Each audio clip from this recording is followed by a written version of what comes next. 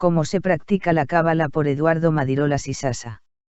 Esta es una pregunta que se nos plantea con frecuencia en las conferencias o en conversaciones particulares con personas no directamente implicadas, aunque también surge de vez en cuando en los grupos. Hacemos las siguientes reflexiones, fruto de nuestra propia experiencia, como una contribución a un tema del que puede decirse en verdad que el propio camino es la meta. 1. Hay que decir, en primer lugar, que la cábala, como sistema occidental de desarrollo integral, es muy flexible en cuanto a la práctica. No tiene un sistema de normas y barra o ejercicios fijos que se han de seguir obligatoriamente. No tiene tampoco ninguna jerarquía organizada. Sus caminos son libertad, ya que no existe ningún tipo de imposición en lo espiritual. 2. La cábala no se practica. Se vive. La cábala, esencialmente, es un modo de vida. Eso no quiere decir que no tenga un sistema que va evolucionando y adaptándose en cuanto a su formulación al espíritu de los tiempos. 3. Cuando una persona empieza a involucrarse en la cábala, decide, más o menos, asumir las siguientes líneas de actuación: utilizar el mapa del árbol de la vida y el lenguaje cabalístico, con su visión del mundo, con su psicología, con su ética, etc., como una herramienta de desarrollo personal. Comprometerse en una búsqueda personal por actualizar su verdadero yo, tratando de desarrollar al máximo sus capacidades de una forma armónica e integrada en todos los planos de su ser, los 4 mundos. Procurar ser una influencia positiva en el entorno, entendiendo que no existe tal cosa como desarrollo de uno solo sin involucrar de algún modo a los demás. 4. Las 3 grandes vías de aproximación a la cábala son: estudio, interiorización y acción. En realidad las 3 convergen y no es posible desarrollar una sin apelar a las demás. A. Estudio, no como simple recogida y acumulación de información, sino como un modo de conexión. Esto supone un método de estudio reflexivo y contemplativo que incluye la meditación en cada uno de los elementos del árbol de la vida. El estudio será de la cábala en sentido amplio y del simbolismo en general. Es importante ampliar y o modificar la visión estándar del mundo para acceder a zonas cada vez más amplias del nivel objeto, escalera de abstracción. Estudio de los textos sagrados de cualquier tradición, en particular de la Torá, aplicando la hermenéutica cabalística. Estudio de uno mismo, de la vida y la psique en general, con espíritu y actitud abiertos.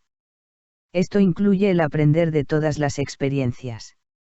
El estudio es algo que dura toda la vida. B. Interiorización, necesaria para establecer de forma equilibrada e integrada el flujo dual de energía, hacia el mundo exterior y hacia el mundo interior. El cabalista aprende a operar en varios planos a la vez. Esto conlleva adiestramiento mental, mediante ejercicios de relajación, concentración, visualización, vacío mental, flujo espontáneo de la mente, etc.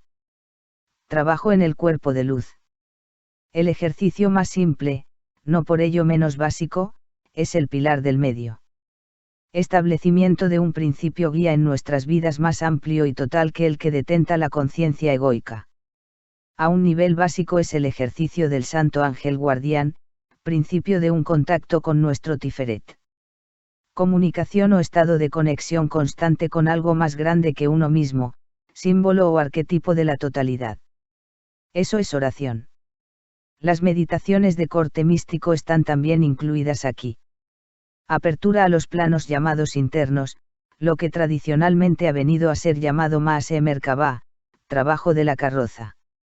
Las meditaciones de proyección, como las de tipo sendero, etc., también forman parte de este apartado.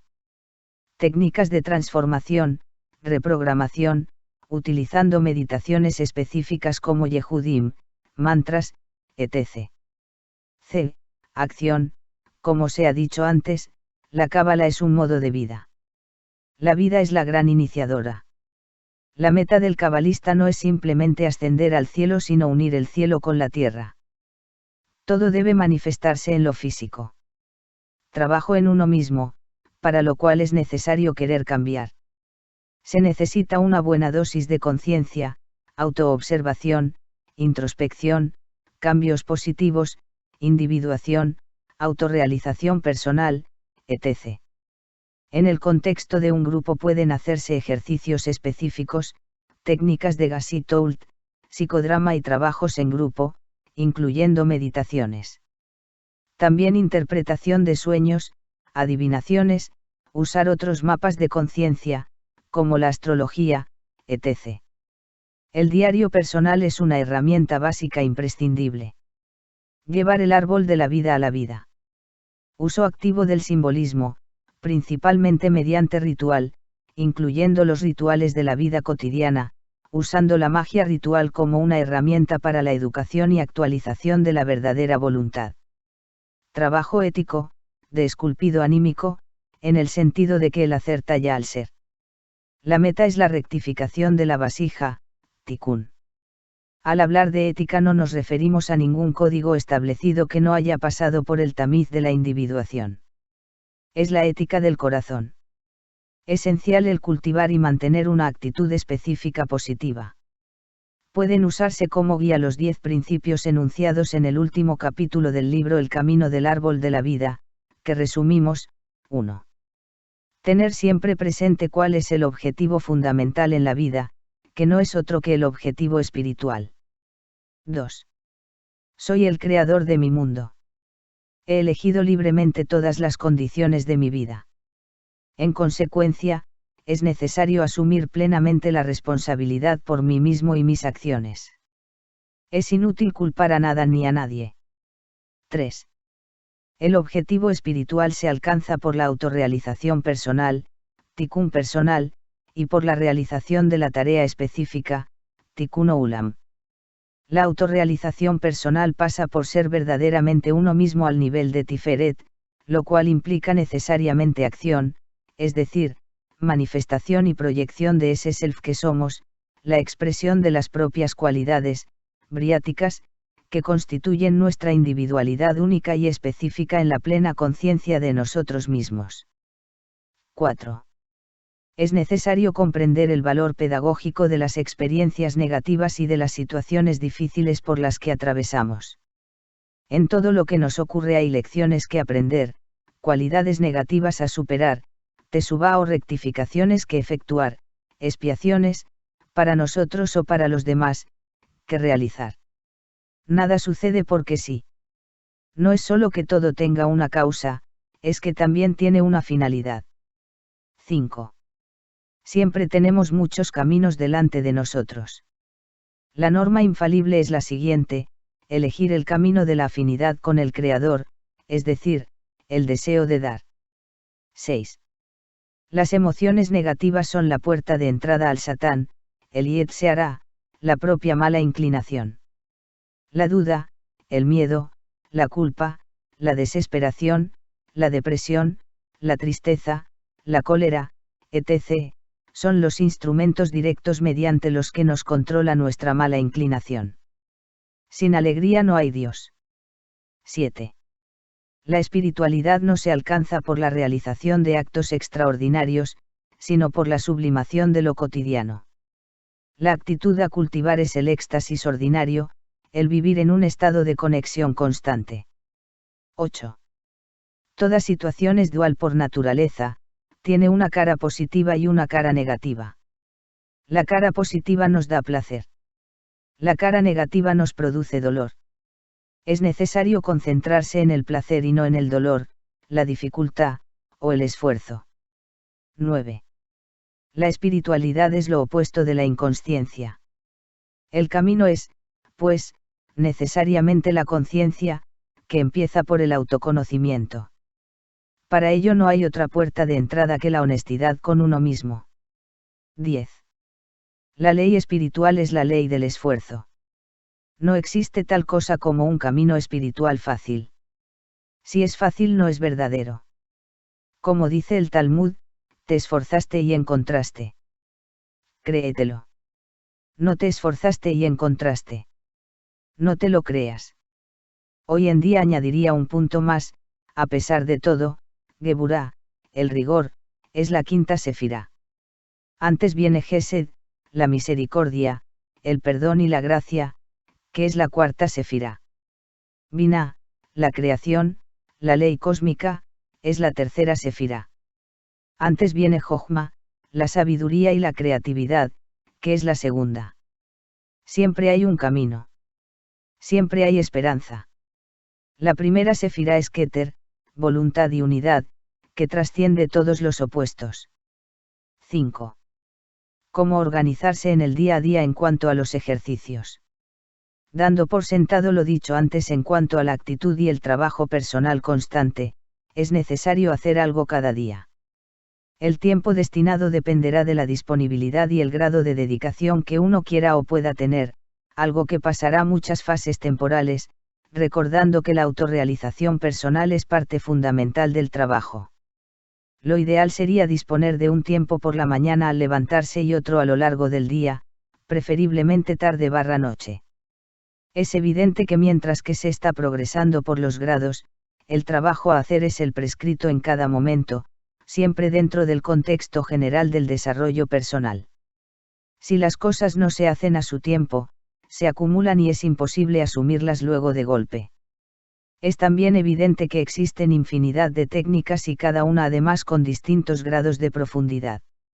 En el periodo de los grados se estudian muchas de ellas. En un momento dado cada persona toma la decisión de adoptar y profundizar en las que considera más adecuadas a su evolución. Son prácticas fundamentales para hacer de un modo regular. 1. El estudio, según las líneas anteriores. Es obvio mientras se avanza por los grados. En general, el árbol de la vida es una metafórmula que actúa como un lenguaje de programación, dispara y pone en marcha procesos. 2. El diario personal y cabalístico. Su importancia no puede minimizarse. 3. Un ejercicio de desarrollo de capacidades. Ejercicios de visualización y concentración. Los correspondientes a cada nivel: psiquismo, competencia elemental, práctica de la adivinación, trabajo de intenciones, etc. No deben dejarse nunca. Además de para aprender y entrenarse, son necesarios para mantenerse en forma. Hay que asumir uno cada vez y pasar a otro cuando se haya alcanzado un cierto nivel de competencia. Es imposible extenderse en todas las direcciones al mismo tiempo. 4. Una meditación tipo sefirótica, de sendero, tarot, subelementos, letras hebreas, santo ángel guardián, nombres divinos, ángeles, Yehudim, yo soy, tetragramatón, planos internos, etc. Como antes, hay que hacerlas de una en una, procurando completar los distintos ciclos. Las meditaciones son personales. Es importante comprender que no tienen nada que ver con las meditaciones similares que se hayan hecho en grupo. Cada uno tiene que hacer las propias, entrando en relación con los arquetipos y los poderes, vía su propia psique. 5. Un trabajo con el aura y el cuerpo de luz, pilar del medio, cruz cabalística, tikkun anefes, técnicas de la Merkabá, etc. 6. Un trabajo continuado por alcanzar una conexión personal con lo divino. Aquí pueden estar incluidas las prácticas de tipo devocional, como la oración personal y, en general, cualquier técnica que lleve al despertar y a la profundización de la conciencia de lo divino. Puede ser recitado de nombres divinos, mantras, simple contemplación, etc. O según la técnica de Rabbi Nachman, presentar los propios pensamientos, del corazón, como una oración espontánea ante Dios. El concepto de lo divino no tiene por qué ser convencional en absoluto. 7. Hay ejercicios de ocasiones especiales, como por ejemplo los rituales, ya sean individuales o en grupo. 8. El trabajo en uno mismo, actitud, individuación, autorrealización, tikkun, etc., es algo permanente y dura 24 horas al día.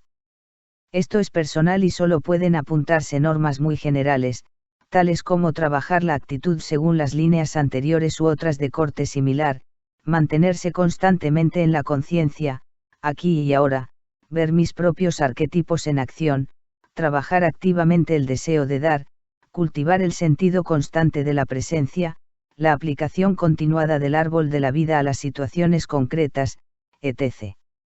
La regla es ser el maestro de la propia vida. El diario vuelve a ser un instrumento reflexivo e integrador básico.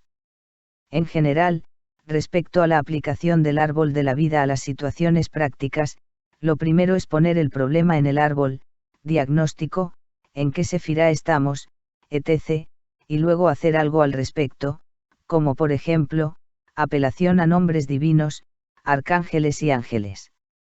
Elevación de la situación a la sefirá, asumiendo el tipo de respuesta obtenida. Lo mismo, pero haciendo una elevación por todo el árbol. Visualización con retroalimentación de intenciones ya realizadas. Utilización mental, o ritual, según el contexto, de recursos, mantras, versículos de salmos, yehudim, armas mágicas, proyecciones de energía, etc. Esto es llevar el árbol de la vida a la vida. Hay que tener en cuenta que vivir la propia vida con conciencia y sentido es también cábala. El número de prácticas a asumir dependerá de la propia disponibilidad temporal, pero la actitud lo permea todo. En el caso de no tener tiempo casi para nada, lo mínimo es, el estudio, punto 1, el diario, 2, el pilar del medio o similar, 5, y la vida práctica, 8.